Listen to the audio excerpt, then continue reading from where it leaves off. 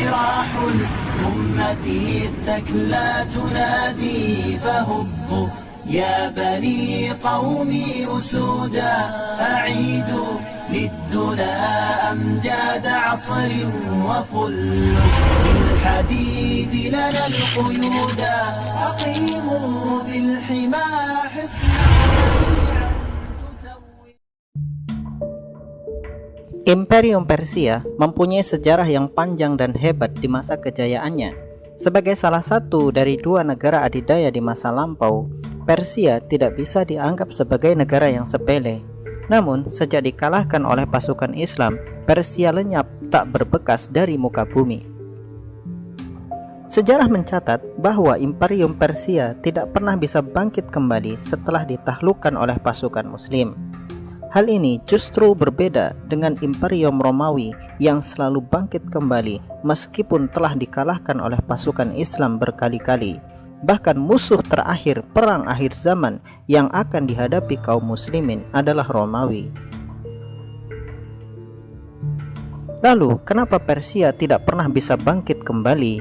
Hal itu disebabkan oleh doa Rasulullah SAW bahwa Persia akan hancur dan tercabik-cabik kerajaannya. Kala itu, Persia dipimpin oleh Raja Kisra II. Dia adalah orang yang kesombongannya telah mencapai langit. Ia mendeklarasikan dirinya sebagai raja yang harus disembah oleh semua rakyatnya. Ia juga dikenal sebagai raja yang diktator dan otoriter, sehingga ia dijuluki Parves, yang artinya selalu berjaya. Di bawah kekuasaannya lah rakyat Persia benar-benar berada di bawah penjajahan.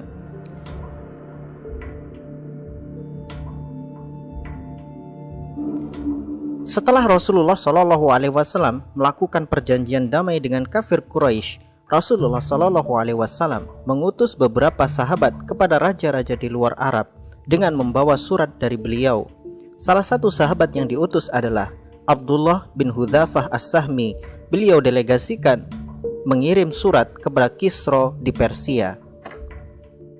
Isi surat itu adalah Bismillahirrahmanirrahim, dengan menyebut nama Allah yang Maha Pengasih lagi Maha Penyayang, dari Muhammad Rasulullah kepada Kisra yang agung, kedamaian bagi siapapun yang mengikuti petunjuk dan beriman bahwa tidak ada Tuhan selain Allah dan Muhammad adalah hamba dan utusannya.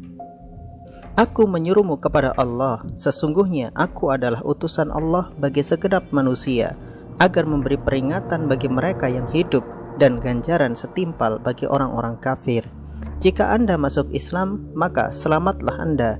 Jika Anda menolak, maka Anda mendapatkan seluruh dosa majusi. Surat itu mendapatkan penolakan keras dari Kisra. Kemudian ia merebutnya dari Abdullah bin Hudzafah, lalu menyobek-nyobeknya sembari berkata, bagaimana mungkin ia menuliskan surat demikian, padahal ia adalah hambaku. Maka Abdullah bin Hudzafah pun kembali ke Madinah.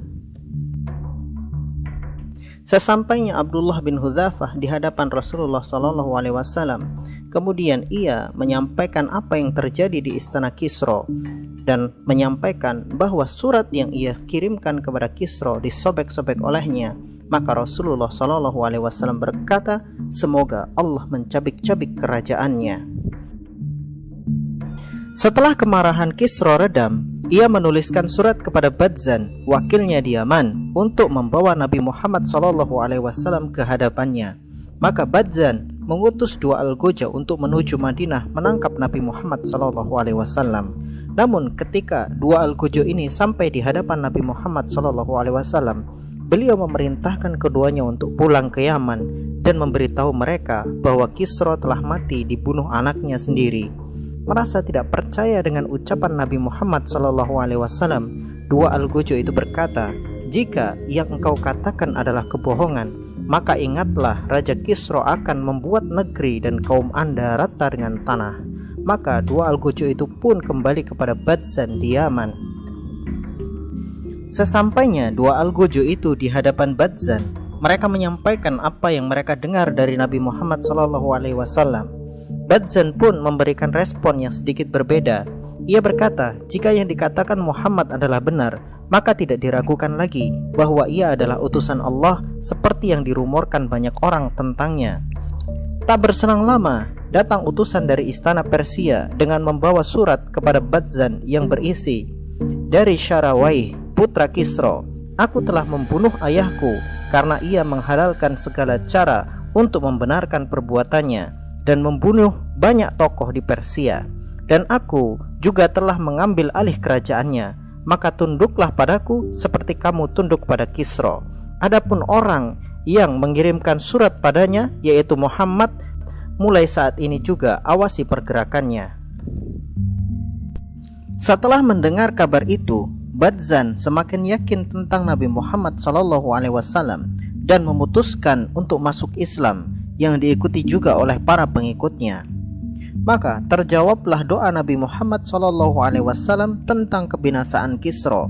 Kesombongan mengantarkannya kepada kematian lewat tangan anaknya sendiri sebagai ganjaran atas penghinaannya terhadap surat yang telah dikirimkan oleh Nabi Muhammad SAW kepadanya. Kehancuran Persia benar-benar terjadi pada masa kekhalifahan Umar bin Khattab radhiyallahu anhu. Pada masa itu, pasukan Islam yang gagah berani menghancurkan kepongahan Persia yang saat itu dirajai oleh Yazdajir III pada pertempuran Qadisiyah. Dari pertempuran ke pertempuran selanjutnya, kekuasaan Persia semakin menipis dan pada akhirnya hilang dari muka bumi dan tidak pernah bisa bangkit kembali hingga hari ini. Wallahu a'lam bishawab.